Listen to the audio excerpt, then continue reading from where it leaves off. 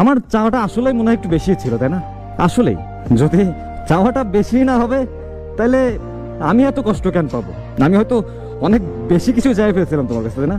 আমি জাস্ট তোমার বলছিলাম যে এখনকার এই যুগে মানুষ ছাইরা যাইতে একটা সেকেন্ড সময় নেয় না, মানুষকে ভুলতে একটা দিনে বেশি সময় লাগে না। কিন্তু আমি তো চাইছিলাম যে তুমি সারা জীবন আমার পাশে থাকো, সারা জীবন আমার কাছে থাকো। হয়তো আমার এই চাওয়াটাই সব থেকে বড় ভুল হয়েছে, তাই না? ফ্যামিলির প্রবলেম, টাকার সমস্যা, বন্ধু বান্ধবের থেকে কষ্ট, সবই ছিল লাইফে। আমি জাস্ট একটা পার্সনের মুখের দিকে তাকাইছিলাম যে এই মানুষটা হয়তো আমার জীবনে কষ্ট দেবে না। বাট আসলে আমি ভুল। আমি তোমার সব থেকে বেশি ভালোবাসা সব থেকে বড় ভুলটাই করছি, বিশ্বাস করো। আমি আমার নিজের জীবনের থেকে তোমার বেশি ভালোবাসি, আর এটা তো আরো বড় ভুল। কারণ আমি হয়তো বুঝাই উঠতে পারি যারাই তুমি সব থেকে বেশি ভালোবাসবা সেই মানুষটা একটা সময় চলে যাবে, সেই মানুষটাই একটা সময় কষ্ট দিবে। এই জিনিসটা বুঝে উঠতে পারিনি। আর তাই তো জীবনের সব থেকে বড় কষ্টটা তোমার কাছ থেকে আমি পাইছি, যারে আমি জীবনের থেকে বেশি ভালোবাসছি। এইসব জিনিস আসলে আফসোস লাগে অনেক, যে তোমার কাছ থেকে আমি এটা পাবো, এটা কখনো আমি আশা করিনি। আমি কখনো অন্তত ভাবি নাই যে তুমি আমার মাঝপথে রেখে চলে যাবা। আমার থেকে অন্য কাউকে তোমার ভালো লাগবে, আমার থেকে অন্য কারো টাকা পয়সা তোমার কাছে আমার থেকেও বেশি মূল্যবান মনে হয়ে যাবে। আমি এটা কখনোই ভাবিনি।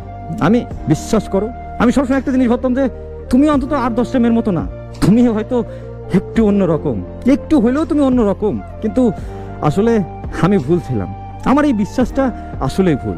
আর তোমাকে এই বিশ্বাস করাটা আমার সব থেকে বড় ভুল।